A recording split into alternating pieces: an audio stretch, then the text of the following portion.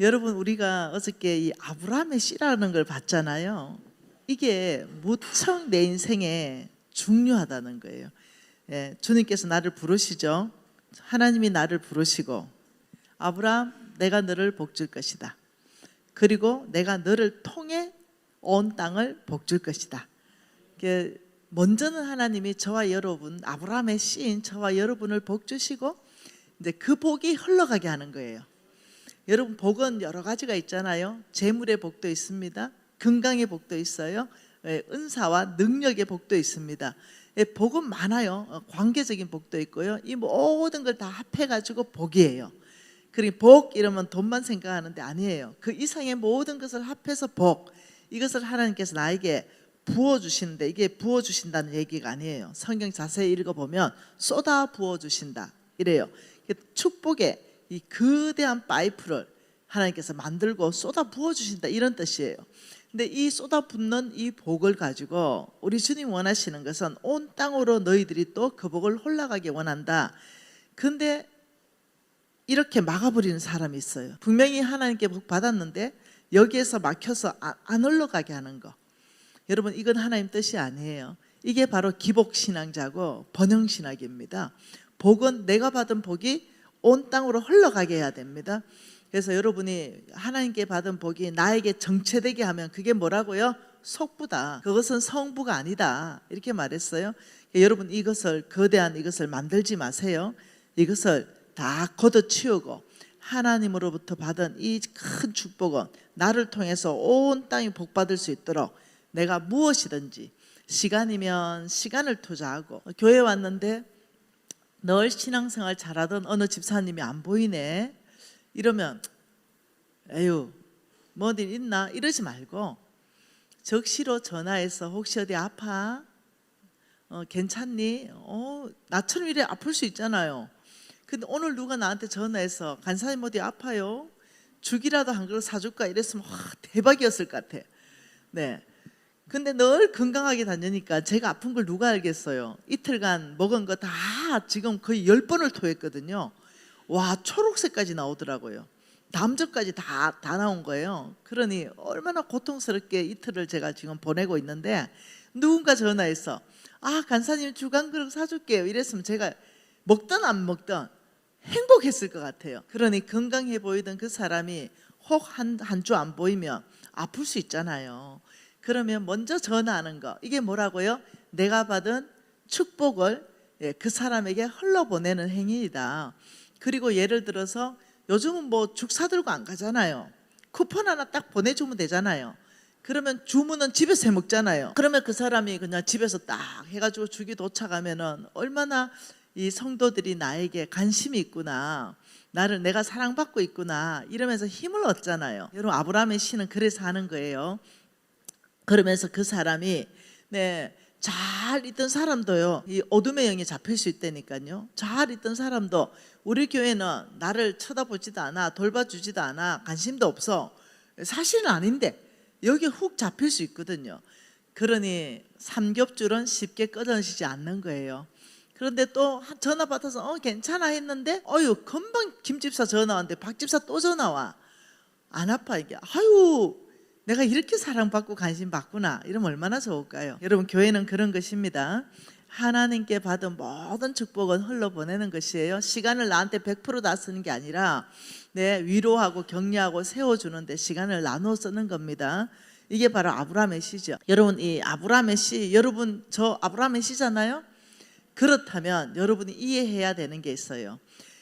아브라함의 시라면 사역자, 여러분 목사님만 사역자다 이런 생각하면은 어려워요. 성경에는 목회 사역자가 있고 여러분, 이게 평신도가 있다. 여러분, 이거는 비성경적이에요. 성경 전체 안에 평신도는 없어요. 제가 어느 교회 가도 이 강의를 다 합니다. 성경 전체는 평신도가 있는 게 아니라 몽땅 사역자예요. 한쪽으로 목회 사역자면요, 한쪽으로는 현장 사역자예요. 현장 사역자. 여러분, 이게 무슨 말이냐? 자, 한 나라를 구성하는 데는 여러 영역이 있어요. 여러분, 한 나라를 구성하는데 그냥 정치 영역으로만 구성되어 있는 게 아니잖아요. 정치가 있으면 경제도 있을 거 아니에요. 정치 영역이 있고 경제 영역이 있어요. 근데 이 정치가 바뀌어야 하나님 나라가 세워져요. 경제 영역이 바뀌어야 하나님 나라가 세워집니다. 교육이 있어요. 과학기술도 있죠. 매스컴도 있어요. 예술도 있습니다. 종교도 있죠. 가정도 있죠. 군도 있어요. 의료계도 있습니다. 한 나라를 구성하는 데는 이런 큰 요소들이 있는데 이 요소들을 진작에 바꿀 수 있는 사람은 목사님들이 아니라는 사실이에요. 여러분, 정치인들이 정치를 바꾸는 거예요. 여러분, 선생님들이 교육을 바꾸는 겁니다. 여러분, 나 같은 경제인들이 경제를 바꾸는 것입니다. 여러분, 이 기자들이 언론의 정직함으로 인해 가지고 그 언론을 정결하게 하나님 나라로 바꾸는 것이에요. 그러니 여러분, 목사님들은 하는 역할이 달라요.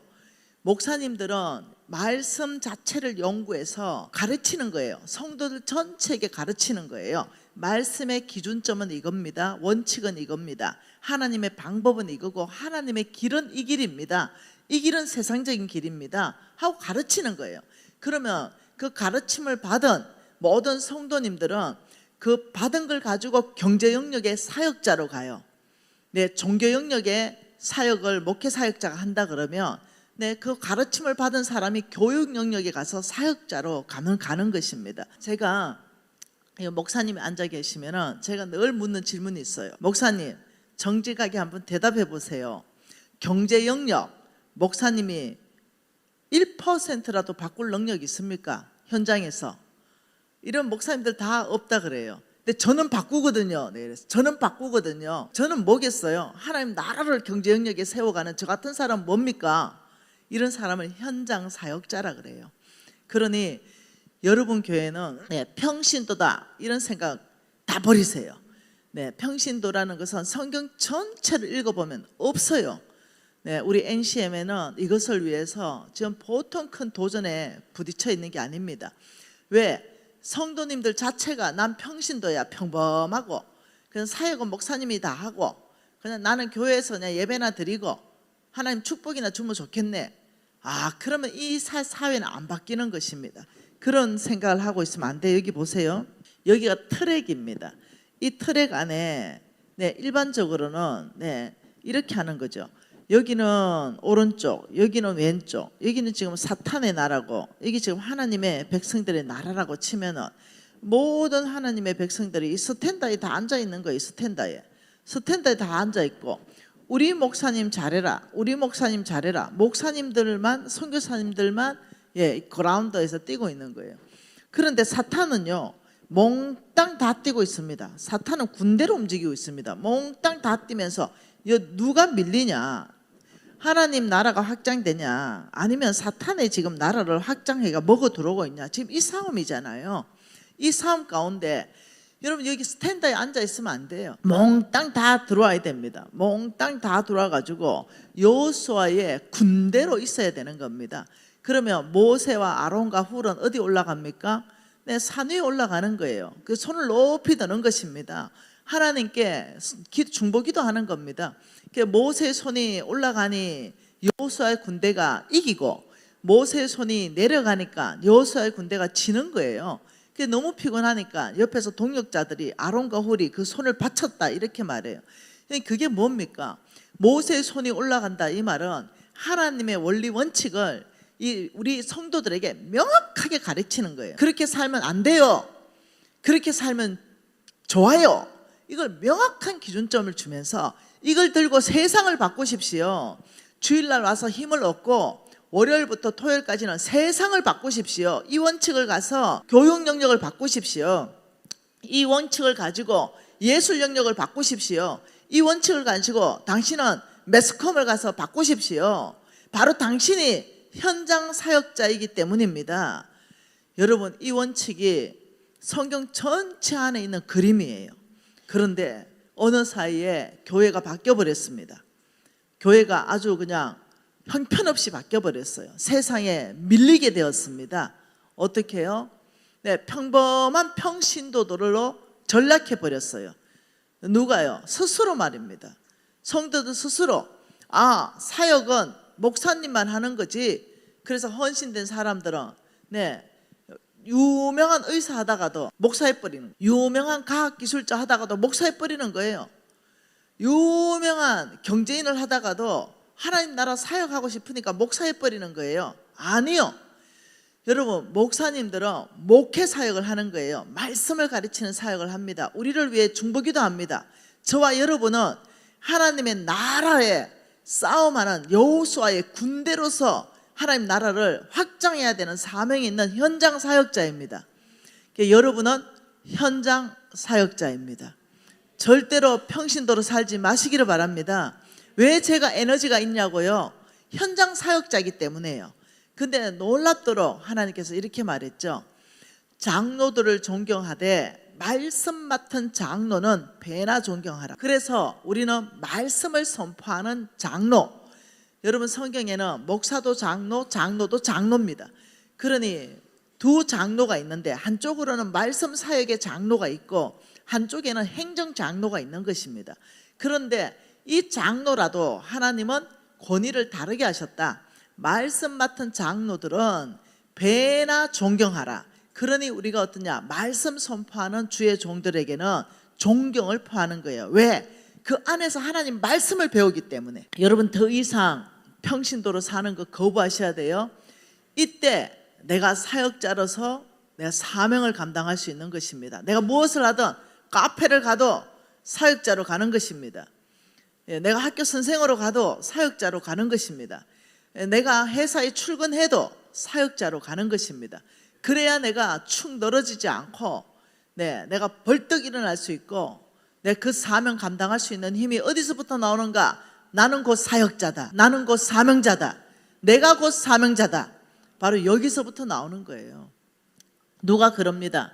간사님 어떻게 그렇게 에너지가 나옵니까? 사역자니까요. 난 사명자니까요. 내가 곧 사역자고 내가 곧 사명자이기 때문에요. 지금 우리 교회 장로님이 한 분 와 계시는데요. 우리 장로님 앞에 손 한번 들어주세요. 우리 김형준 장로님이신데 또한 우리 NCMN의 경기 남지부의 또 지부장이시기도 해요. 우리 교회 전체가 목사님들이 8분이 계세요. 이 8분의 목사님들은 아무것도 안 해요. 말씀만 가르칩니다. 신방도 안 해요. 왜? 신방을 꼭 필요해 가지고 목사님 신청해야 신청한 사람 집만 신방을 해요. 몽땅을 사역자로 만들었기 때문에 바로 당신이 사역자입니다 해서 우리는 장로님들이 신방 다닙니다. 그리고 신방 목사님 하나 선택해 놨어요. 같이 따라갈 수도 있고 안 가실 수도 있고. 이 8분의 목사님들이 철저하게 바로 당신들이 사명자이기 때문에 바로 당신들이 사역을 해라 이러면서 용사로 만들어지는 거예요. 여러분 교회는 지금 보니까 이 평신도 사역을 할 수 있는 교회의 체질로 만들었다고 제가 들었어요. 아주 바람직하다고 생각합니다. 그렇다고 여러분이 주의 종을 무시하면 안 돼요. 성경은 말씀 맡은 장로를 존경하되 배나 존경하라 그랬기 때문에 주의 종에 대한 여러분의 태도는 존경심이 있어야 됩니다. 그리고 잘 섬겨야 됩니다. 그게 하나님이 원하는 거예요. 여러분, 우리는 아브라함의 씨로서 사역자라는 거예요. 왜요? 이 그림에서 나왔잖아요. 아브라함의 씨는 대적의 문을 깨트릴 것이다. 여러분, 아브라함의 씨가 대적의 성문을 깨트리는 것입니다.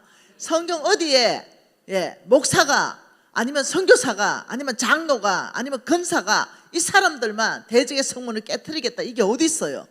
너희가 그리스도의 것이면 아브라함의 씨요 약속대로 유업을 이을자니라. 내가 너희를 복주고 너를 통해 대적의 성문을 깨트릴 것이다. 천하 만민이 너희를 통하여 복을 받을 것이다.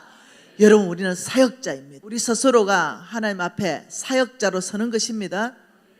그러니 얼마나 제가 여러분 교회가 귀하게 제 마음 안에 들어오겠어요. 그러니 이 귀한 교회에 여러분들이 사역자로서 이 교회를 잘 목사님하고 함께 만들어가면 좋겠다 이래 싶습니다.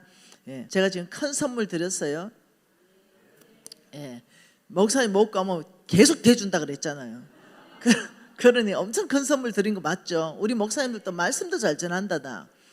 그러니 내 말은 조급하게 뭔가를 계속 결정하면은 힘들어지니까 다들 평안한 안에서 목사님이 없으면은 불안하고 두렵고 이럴 수 있습니다. 근데 그러지 말고 주님을 의지해야 돼요. 여러분 좋은 목사님을 초빙해도 목사님을 의지하면 안 돼요.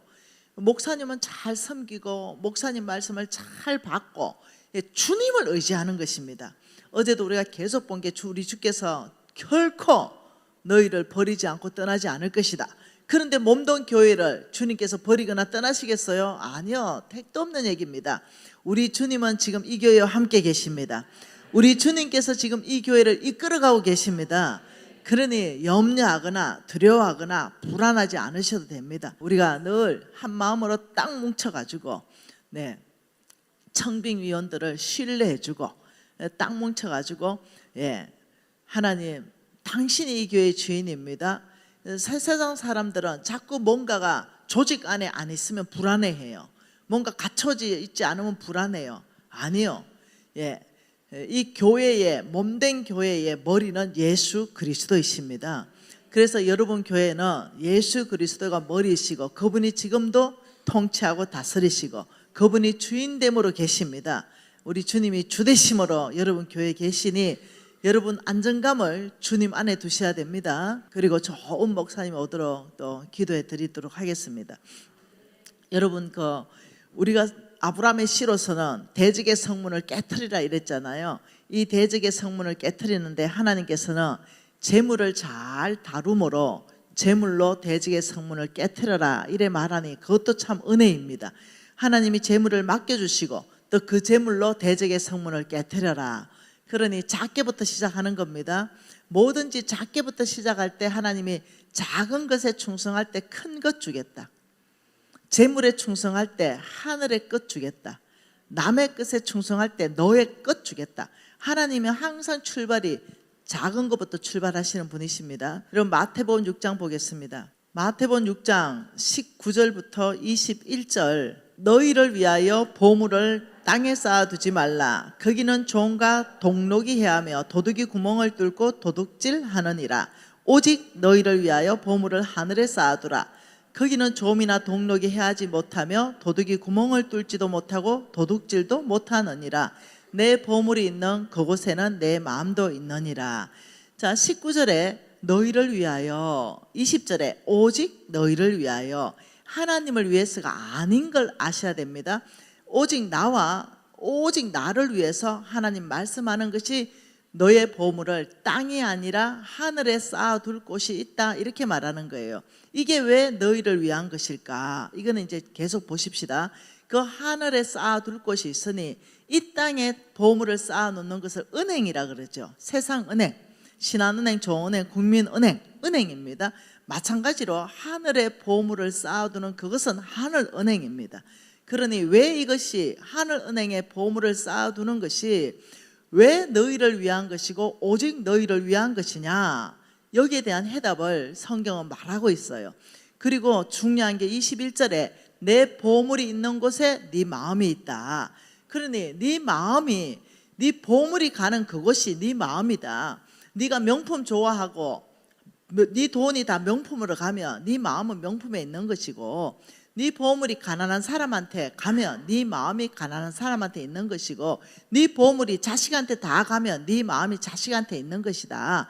네 마음을 알려면 내 보물이 다 어디로 가는가를 보면 정확한 너의 마음을 알 수 있다. 지금 이 말이에요. 이 말씀하고 똑같은 말씀이 누가복음 12장에 있어요. 33절부터 34절입니다. 누가복음 12장 33절 34절 같이 읽죠. 너희 소유를 팔아 구제하여 낡아지지 아니하는 배낭을 만들라. 곧 하늘에 둔 바 다함이 없는 보물이니 거기는 도둑이 가까이 하는 일이 없고 좀 먹는 일이 없느니라. 너희 보물이 있는 곳에 너희 마음도 있느니라. 똑같은 말이에요. 너의 소유를 팔아서 낡아지지 않는, 너의 소유를 팔아서 구제하는 거, 가난한 사람한테 주는 거는 낡아지지 않는 배낭이다. 하늘에 둔 바가 되는 거다. 너무너무 놀랍잖아요. 너무너무 놀라운 말씀이에요. 그러면서 거기는 도둑도 없다, 좀 먹는 일도 없다. 여러분, 왜 이것이 너희를 위하며 오직 너희를 위한 건지 한번 봐보죠. 여러분, 누가복음 6장 38절에 이미 우리가 아는 말이 있잖아요. 주라. 뭐라고요? 주라. 하나님이 주라는 것입니다. 내가 주고 싶은 것이 아닙니다. 여러분, 하늘은행에 입금할 때는 입금의 기반이 뭐냐는 거예요. 하늘은행에 입금. 여러분, 은행에 입금. 은행에 입금하면 출금됩니까? 안 출금됩니까? 입금이 있으면 반드시 출금이 있습니다. 내가 돈을 입금했으면 출금됩니다. 은행에 내가 입금했으면 이자까지 보태서 출금됩니다. 마찬가지입니다. 하늘은행에도 입금을 했으면 이자까지 보태서 출금해 주는데 그 이자율이 높기 때문에 너희를 위한 것이다. 오직 너희를 위한 것이다. 이렇게 말하고 계세요. 그러면서 입금하는 기반은 뭐냐? 하나님이 주라는 그곳에 주는 것이 입금의 기반입니다. 예를 들면 내가 내 마음대로 돈을 막 쓰면 그건 입금이 아니에요. 그거는 누가복음 16장 1절과 2절 불의한 청직이다. 주인의 돈을 맡겨놨더니 지 마음대로 허랑방탕하게 써서 하나님이 잘랐죠. 그러니 그거는 불의한 청직이다. 그게 아니라 내가 주라는 바로 그것에 주라. 그것이 바로 입금이다. 여러분, 똑같은 돈을 썼는데 하늘은행에 입금되는 게 있고 그냥 소비되는 게 있습니다. 내 마음대로 예를 들면 막 썼다. 이건 소비예요. 그러나 하나님께서 주라는 곳에 줬을 때는 입금이에요. 그러니 입금의 기반은 하나님 말씀 따라 뭐라고요? 하나님의 말씀에 따라서 준다. 이것이 바로 입금의 기반이다. 그래서 38절에 뭐랍니까? 주라. 그리하면 네가 주면 너희에게 줄 것이니 누르고 곧 후이되어 누르고 흔들어 넘치도록 하여 너희에게 안겨줄 것이다. 그러니 이자율을 뭐라고 표현하냐면 곧 후이되어 누르고 흔들어 넘치도록 해서 너희에게 안겨주리라. 이게 이자율이에요. 그러니 후이되는 것, 누르고 흔들어 넘치는 게 뭐냐는 거예요. 뭐가 뭔지 이것을 또 한번 봐보고 싶습니다. 잠언서 11장 24절과 25절 말씀 보십시다. 잠언서 11장 24절과 25절 같이 읽죠. 헛터 구제하여도 더욱 부하게 되는 일이 있나니 가도히 아껴도 가난하게 될 뿐이요 구제를 좋아하는 자는 풍족하여질 것이요 남을 윤택하게 하는 자는 자기도 윤택한다. 여러분, 이게 바로 하나님 나라입니다. 세상 나라는 이렇게 안 하지요. 세상 나라는 야 구제하면 네 돈이 없어지지 이러는데 하나님께서는 아니, 헛터 구제하여도 더욱 부하게 되는 일이 있는데 이것이 바로 하나님의 나라이다. 이것이 바로 나의 원칙이다. 근데 네가 과도히 아껴도 속부처럼 하나님께 인색하고, 하나님께 인색한 게 뭐예요? 하나님이 주라는 그곳에 주지 않는 게 인색한 거예요. 하나님께는 인색하고 자기에게는 쌓고 또 쌓고 또 쌓는 그런 삶으로 사는 사람 오히려 가난하게 될 것이다. 보통 얘기가 아니에요. 그런데 놀랍게도 오히려 구제를 좋아하는 자는 풍족해진다. 여러분 믿으십니까? 저는 이 말이 믿어졌다는 거예요. 얼마나 감사한지 모르겠어요. 우리 하나님이 얼마나 선하신지. 신명기 24장 보죠. 내가 밭에 곡식을 벨 때에 이렇게 말했어요. 이게 우리가 밭에 곡식 벨 때에 뭐라 합니까? 고아와 가부와 나그네를 위해서 남겨두라. 우리 하나님 얼마나 사랑이 많으신지. 네 곡식 벨 때 다 싸그리 다 베지 말고 야 밭에 좀 남겨두라. 그러면 그리하면 내 하나님 여호와께서 내 손으로 하는 모든 일에 복 줄 것이다. 이게 똑같은 말이에요. 낡아지지 않는 배낭을 만들어라. 하늘은행에 입금해라. 주라. 남겨두라. 이게 다 똑같은 말이에요. 그러면 네가 하는 모든 일에 복 줄 것이다. 그리고 20절에 객가 고아와 가부를 위해서 남겨두라. 또 21절에 객가 고아와 가부들을 위해 남겨두라. 우리 하나님께서는 객가 고아와 가부들을 너무너무너무 사랑한다는 걸 이해하셔야 됩니다. 여러분 에스더스의 9장 22절을 보면은 여러분 이 에스더서 9장 22절은 불임절, 이 불임절은 구원받은 날이잖아요. 유다 백성이 구원받은 날에 잔치를 하고 기쁨을 하고 구제를 하는데, 이 불임절은 여러분 이 구원받은 이 불임절에 이날은 유다인들이 대적에서부터 평안함을 얻은 날이다. 슬픔이 변하여 기쁨이 된 날이다. 네, 이 뭐가 변해요? 애통이 변하여 길한 날이 되었다. 또 뭐가 변하여 이 두 날을 지켜 잔치를 하고 즐기며 서로 예물 주고 가난한 자를 구제해라. 우리 하나님은 기쁘고 즐겁고 이런 날에 가난한 자의 구제를 빠지지 않게 하셨습니다. 가난한 자의 구제를 하는 것이 바로 하나님 나라의 축제입니다. 이것이 바로 기쁨의 축제예요. 근데 사람들은 몰라요. 우리끼리 먹고 우리끼리 쓰면 이게 축제인 줄 알아요. 아니요. 하나님의 나라는 항상 즐겁고 기쁜 일에 가난한 자도 포함시켰습니다. 늘 그들에게도 주게 하셨어요. 그리고 이 사람들하고 함께 기쁘고 즐거워해라. 이런 것이 불임절입니다. 그러니 우리 하나님의 성품이 어떤지 우리가 알겠지요. 우리 하나님의 성품은 고아의 아버지이십니다. 여러분 성경에는 하나님을 고아의 아버지라고 말합니다. 그러니 그 고아의 아버지가 나를 통해서 먹이시며 나를 얼마나 축복하겠어요. 여러분 5만 번의 기도 응답을 받은 조지 물려 있지 않습니까? 이 조지 물려는 성경 읽다가 하나님이 고아와 과부의 아버지라는 것을 깊이 깨닫고 이 조지 물려가 사람한테 돈을 10원도 구하지 않고 하나님께만 구했습니다. 하나님 고아의 아버지시니 제가 고아원을 하겠습니다. 하나님 고아의 아버지시니 아버지 나를 통해서 그 아버지의 역할을 하십시오. 아버지의 재물을 나에게 보내셔서 그 고아원 아이들을 먹이십시오. 이래서 약 한 50년 동안을 돈 계산을 다 했는데 410억인가 420억인가 하나님이 현찰로 보내신 거예요. 자기가 돈 쓴 거 계산을 다 했어요.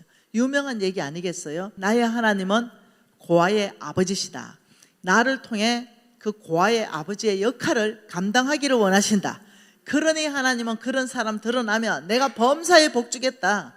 내가 너를 축복하겠다. 이거 엄청난 얘기라는 거예요. 여러분 잠언서 19장 17절 한번 읽어보죠. 잠언서 19장 17절에 뭐라 그래요? 가난한 자를 불쌍히 여기는 것은 여호와께 구워드리는 것이니 그의 선행을 그에게 갚아주시리라. 자, 여러분 이 그림으로 한번 설명해 드려 볼게요. 이 땅에 지금 누가 있냐면 가난한 자가 있다는 거예요. 가난한 자. 이 가난한 자를 불쌍히 여기는 것은 여호와께 구워드리는 것이다. 이 가난한 자가 너무 안 됐으니까 내가 10,000원을 줬어요. 이 10,000원을 주니까 내 통장에 딱 마이너스가 떴어요. 없어졌는데 하나님은 아니 하늘은행이 있는데 여기는 플러스 10,000원이야 이렇게 하는 거예요. 절대로 없어지지 않는다, 낡아지지 않는다 그랬지. 하늘은행은 이자율이 많다 그랬지. 하늘에 바로 적립된다 이 말이 그거예요. 가난한 자를 불쌍히 여기는 것은 여호와께 구워드리는 것이니 그 다음에 그의 선행을 그에게 갚아주시리라. 여러분이 그의 선행을 그에게 갚아주시리라, 이게 성경적 원어를 보면 무슨 말이냐면 배가 시켜서 갚아주겠다 이 뜻입니다. 영어 성경으로 보면 풀로 갚아주겠다. 한글 성경으로 보면 누르고 흔들어 넘치도록 하여 갚아주겠다. 그러니 이게 그냥 10,000원으로 갚아주겠다는 뜻이 아니라는 거예요. 성경적 원어는 10,000원을 배가 시켜서 갚아줄 것이다. 너희의 가난한 사람을 줬느냐? 없어지지 않을 것이다. 이자율이 굉장히 높을 것이다. 지금 이렇게 말하는 거예요. 여러분 이 이자율이 얼마나 높은지 시편 41편에 말하고 있어요. 시편 41편 하나님 놀랍게 말씀하셨어요. 이 시편에 41편 1절부터 3절이지요. 가난한 자를 보살피는 자에게는 복이 있다. 시편 41편 1절 가난한 자를 보살피는 자는 복이 있음이며, 무슨 복입니까? 재앙의 날에 여호와께서 그를 건져주신다. 재앙, 여러분 살다 보면 재앙을 만나죠. 재앙의 날에 건져주신다. 두 번째는 2절에 있습니다. 여호와께서 그를 지키사 살게 하신다.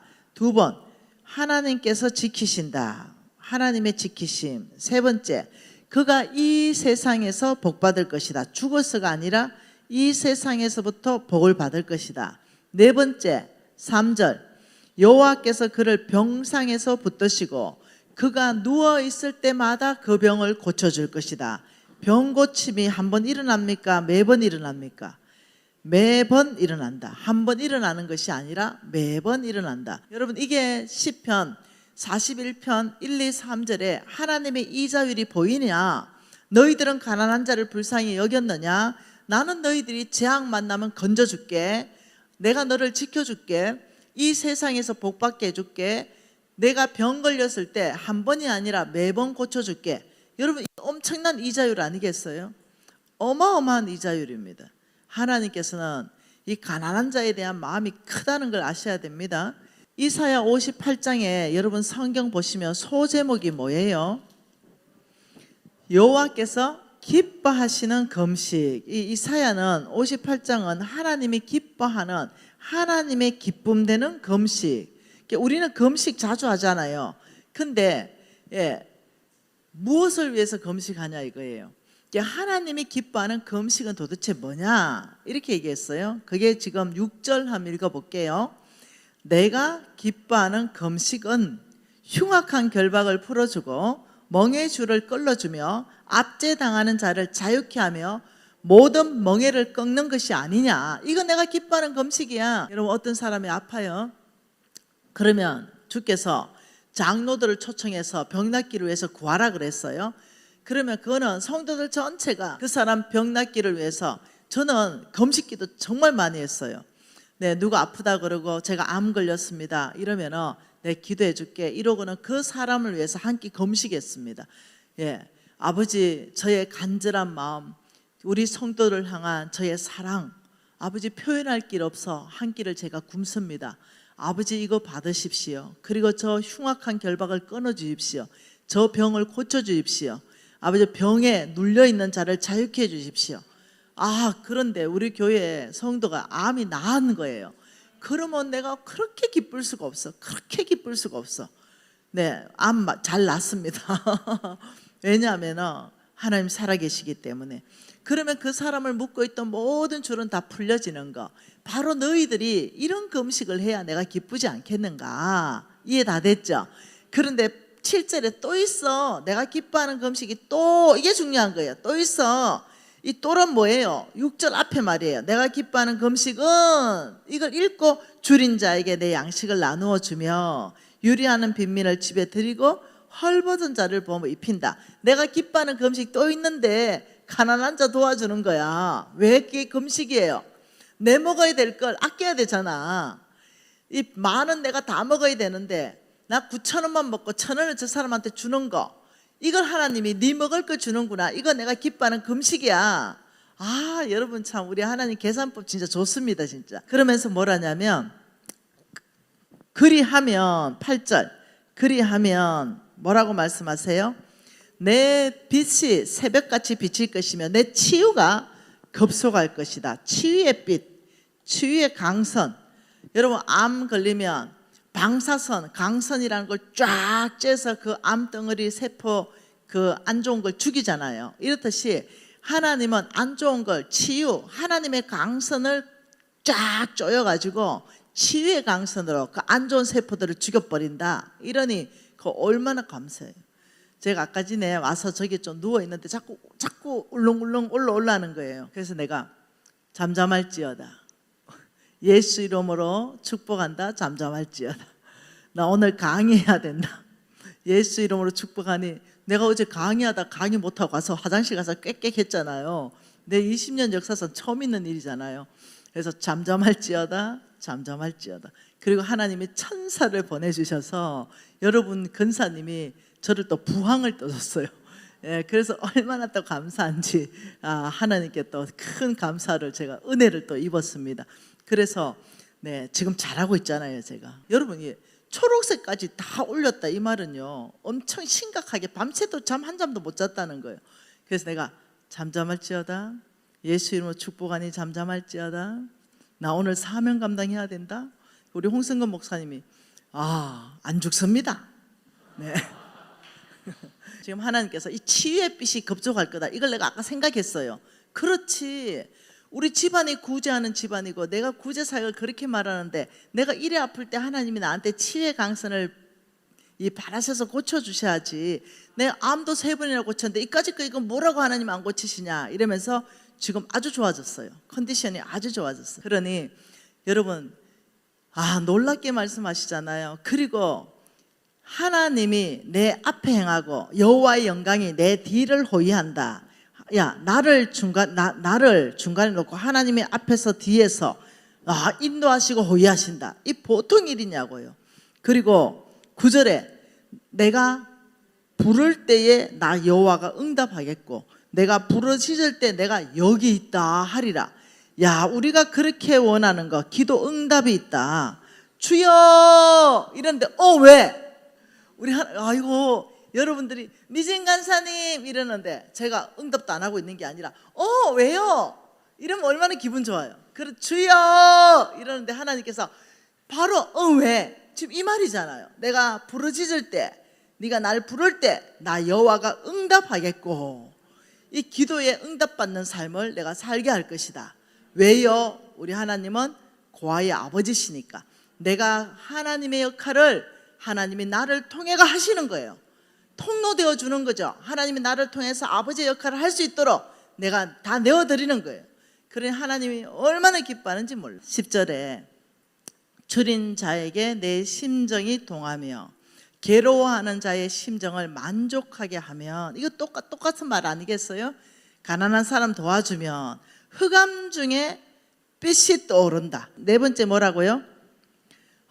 흑암 중에 빛이 나는 삶. 캄캄할 때가 있거든요.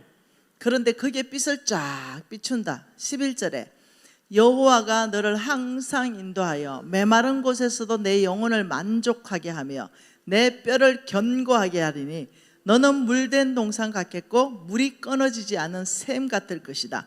열매 맺는 삶. 뭐라고요? 열매 맺는 삶. 내 삶에 항상 열매가 있는 삶. 여러분이 보통 일이 아니에요. 12절에 내게서 날 자들이, 내게서 날 자가 누굽니까? 그 가난한 성도를 섬기는 그 집안에서 나오는, 가난한 사람을 섬기는 그 교회 안에서 나오는 사람, 가난한 성도를 섬기는 바로 그 사람은 오래 항폐된 곳을 다시 세울 것이며 역대에 파괴된 기초를 쌓으리니 너를 이끌어 무너진 데를 보수하는 자라 할 것이며 길을 수축하여 거할 곳이 되게 하는 자라 할 것이다. 영향을 주는 사람. 6번째는 뭐라고요? 영향력. 영향력 있는 삶을 살게 된다. 여러분, 지금 가난한 자를 섬기면 하나님이 어떤 축복을 주시는가? 가난한 자를 섬기면 없어지는 것이 아니라 여호와께 구워드리는 것이니 그의 선행을 그에게 갚아주시리라. 이러면서 그 갚아주시리라는 이자율을 이렇게 통 크게 말씀하신다는 거. 우리 하나님 어저께 통 큰 보수 받지요? 느부갓네살 왕에게 너 두로에서 얻은 게 없지. 내 애굽 땅을 너한테 다 줄게. 우리 하나님은 통 크십니다. 항상 우리 하나님은 더 많이 주십니다. 네, 구한 것보다 넉넉히 주시고. 그러니 믿음에 대해서 성경 전체에서, 성경 말씀에서 믿음에 대해서 214번을 말하고 있어요. 믿음에 대해서 몇 번 말한다고요? 214번. 구원에 대해서는 218번. 그런데 재물에 대해서 관련되는 성경 구절은 3000번을 말하고 있습니다. 이 3000번을 말하는 것 중에 가난한 자를 섬기라는 말이 2분의 1입니다. 약 1500번 정도가 가난한 자를 섬기면 축복하겠다는 말이 지금 우리 2구절만 찾았죠. 시편만 찾았고 지금 우리는 이사야 58장만 찾았죠. 근데 성경에 몇 구절을 찾을 수 있다? 1500구절을 찾을 수 있다. 근데 이자율은 어떠냐? 다 이 안에 포함되는 겁니다. 다 네 손이 잘, 네가 하는 일이 잘 된다, 복된다 이런 얘기예요. 어마어마한 얘기잖아요. 여러분 근데도 이걸 못하면은 이게 바본 거예요. 네, 이렇게 하나님 축복을 약속을 했는데도 내가 가난한 자를 못 섬기면 내가 바본 거라. 내가 손해 보는 거라. 여러분 또 봐보죠. 시편 132편, 시편 135편 15절 뭐라고 합니까? 내가 이 성의 식료품에 먹는 거 아닙니까? 그 성의 식료품, 먹거리에 풍족히 복을 주고 떡으로 그 빈민을 만족하게 하리라. 우리 하나님이 내가 살고 있는 이거는 내 집에, 우리 교회에, 우리 성에, 우리 국가에 다 똑같은 말이에요. 여기에 식료품을 풍족한 복을 주겠다. 근데 이유가 뭔지 아냐? 내가 그 빈민까지를 만족하게 하기 위해서 풍족히 넘치게 주는 거다. 네 하나 잘 먹고 잘 살기 위해서 내가 이래 풍족하게 주는 게 아니라 너도 잘 먹고 잘 살게 하지만 너를 통해 그 성의 빈민까지도 잘 먹고 잘 살게 하기 위해서 너의 가정에 그렇게 축복하고, 너의 기업에 축복하고, 너의 교회에 축복하고, 너의 성업에 축복하고, 너의 나라를 축복할 것이다. 여러분, 우리 에스겔서 가지고 읽었죠? 왜 소돔과 고모라가 망했는지. 그 음식이 풍부한데도 그 성에 하나님께서 식료품을 풍족하게 했는데도 그가 가난한 자를 도와주지 않아서 내가 보고 없애버렸다. 우리 하나님은 가난한 자를 도와주지 않는 것을 엄청나게 싫어하십니다. 이걸 아셔야 된다는. 이 사도행전 9장 36절에는 도로가라는 자매가 나옵니다. 이 베드로가 도로가를 살린 장면이 나옵니다. 이 도로가라는 자매가 죽었어요. 그런데 베드로가 살리는데 37절에 뭐라고 하냐면 이 베드로가 병들어서 도로가가 병들어 죽어서 시체를 씻어서 다락에 눕혀놨습니다. 그런데 사람들이 마음이 너무 아파요. 왜요? 36절을 보면 도로가는 선행과 구제하는 일을 심히 많이 했어요. 네. 그러니까 40절에 베드로가 여러분 도로가를 디베라라 그러죠. 그래서 뭐라냐? 일어나라. 베드로가 일어나라. 다비다야 일어나라. 이게 뭐냐? 다비다가 도로가입니다. 똑같은 이름입니다. 일어나라. 그러니 벌떡 일어났습니다. 살았어요. 이때 뭐라고 했냐면 선행과 구제하는 일을 심히 많이 했다. 하나님께서 병 고쳐주겠다 했죠. 필요하면 죽은 사람도 살리는 거 하나님의 역사입니다. 여러분, 저는 죽은 사람 살은 거 아닙니까? 병원에서 끝났다 했지 않습니까? 6개월밖에 안 된다 하지 않았어요.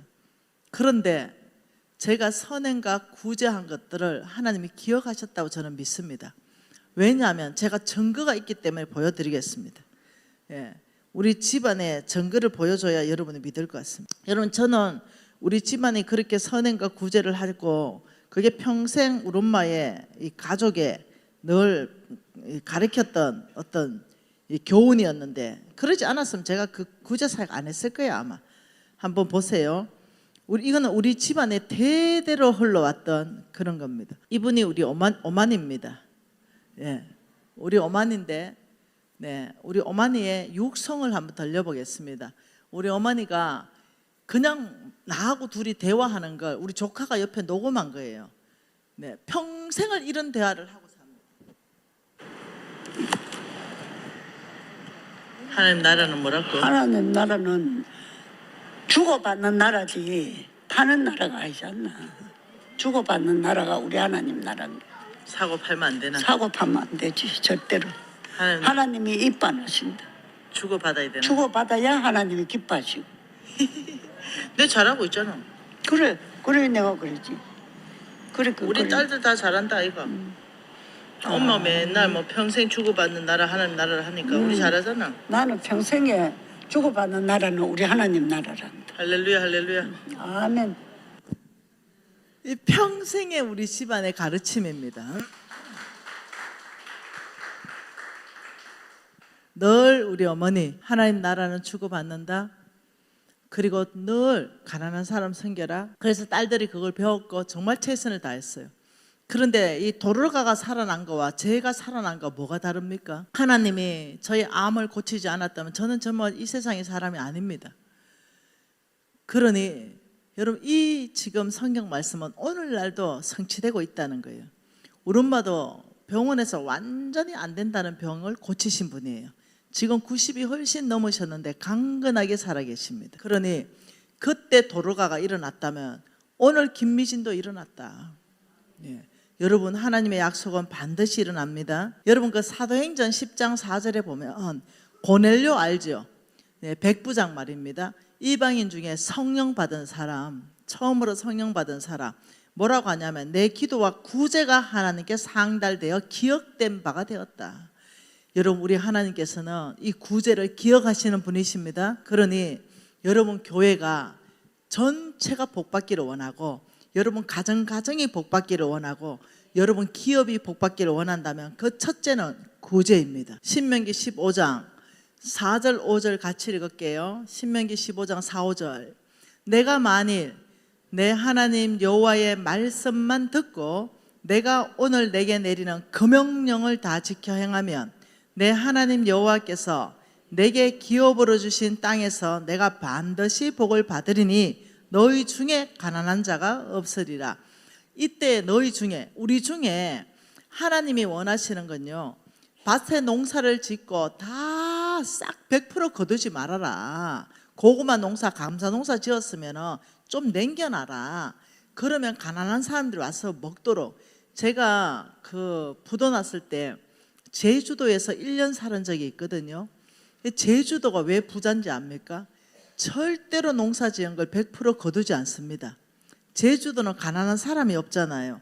제주도는요, 귤을 따도요, 귤나무 하나에 10개 정도 남겨놔요. 예, 그 뭐 밭에 뭘 거두잖아요. 무를 거둬도 남겨놓습니다. 그래서 물어봤어요. 왜 남겨놓나 이러니까 나그네들이 먹고 까치들이 먹고 짐승들이 먹으라고 남겨놓는다는 거예요. 근데 제가 그거 다 파먹었잖아요. 아니, 천지예요. 먹을 게 천지예요. 제주도는 절대 밭에 걸 그렇다고 있잖아요. 파지를 남겨놓는 게 아닙니다. 깜짝 놀랐어요. 그 제주도가 왜 가난한 사람이 없는지를 알게 되었어요. 그렇듯이 우리 주님께서는 놀랍죠. 지금 여기서 뭐라 하냐면 4, 5절에 내가 만일 내 하나님 여호와의 말씀만 듣고 내가 오늘 내게 내리는 그 명령을 다 지켜 행하면 내 하나님 여호와께서 내게 기업으로 주신 땅에서 박을 받는데 가난한 자가 없다. 굶는 자가 없게 하라 이거예요. 굶어서 죽게 하는 자가 없게 하라 이거예요. 이 사람 부자 만들어라는 게 아니라 밥은 한 끼 먹여라 이겁니다. 그러면서 6절에 내 하나님 여호와께서 내게 허락하신 대로 복을 주리니. 자, 가난한 자 도와주면 어떤 복을 주는지 또 말씀합니다. 가난한 자를 도와주라. 어떤 복을 줍니까? 내가 여러 나라에 꾸어줄지라도 꾸지 아니하겠다. 뭐라고요? 지금 6절에 꾸어주는 거, 꾸어준다, 주는 삶. 네가 여러 나라에 꾸어줄지라도 꾸지 않는다. 이 말은 재물의 축복을 말합니다. 재물의 복이 너한테 항상 있을 것이다. 그리고 네가 여러 나라를 통치할지라도 통치를 당하지 않을 것이다. 뭐 하는 삶? 통치를 하는 삶. 이건 뭐냐면 영향력 있는 삶을 살게 할 것이다. 그러면서 7절에 내 하나님 여호와께서 내게 주신 땅 어느 성읍에서든지, 여러분 어느 성읍 줄쳐놓으세요. 어느 성읍에서든지 가난한 형제가 너와 함께 거주하거든 그 가난한 형제에게 내 마음을 완악하게 하지 말고 내 손을 움켜쥐지 말라. 상가 너 마음을 악한 생각을 품지 말라. 이렇게 말했어요. 그러면서 10절에 뭐랍니까? 너는 반드시 그에게 줄 것이요 줄 때는 아끼는 마음을 품지 마라. 여호와께서 내가 하는 모든 일, 내 손이 닿는 모든 일에 복을 줄 것이다. 땅에는 언제든지 가난한 자가 있다고 말하죠. 주님의 지금 선물이 뭡니까? 네가 하는 일, 네 손이 닿는 모든 일에 복을 주신다. 여러분, 이게 이자율이 30배, 60배, 100배보다 더 넘겠지요. 우리 하나님은 누구를 축복하는가? 이 가난한 자를 섬기는 자를 축복하신다. 하나님 왜 재물을 주시는가? 선을 행하고 선한 사업을 많이 하기 위해서 주신다. 이걸 우리가 알아들어야 됩니다. 그래서 어떠냐면 우리가 하나님이 제일 먼저 우리 축복할 때 조금 축복합니다. 1000만 원 축복을 해요. 그리고 이 사람이 어떻게 하는가 먼저 보십니다. 작은 거 맡기고 충성하는 걸 보고 큰 건 맡기시잖아요. 근데 이 1,000만 원을 주머니에 100%다 닦아 넣어. 그러면 하나님 어떻게 1억을 주겠어요? 근데 1,000만 원을 맡겨보니 지도 풍족하게 사는데 가난한 사람한테도 나누는 거라. 그러고 교회도 풍성하게 하고. 그러니 하나님께서 이 사람한테 1,000만 원만 주겠어요? 아, 믿을만하다. 1억도 주는 거예요. 여러분, 우리가 이해해야 되는 겁니다. 그래서 가난한 자를 섬길 때는 이 어마어마한 축복이 오는 거죠. 여러분, 제가 이것을 말씀을 하나님의 말씀을 적용해야 되겠다. 그래야 우리 교회가 복받고 사람들이 복받겠다 해서 테스트를 정말 많이 했습니다. 테스트 하니까 놀랍죠. 그 일이 일어나는 거예요. 가난한 자를 섬기는데 놀랍게도 축복받는 거예요.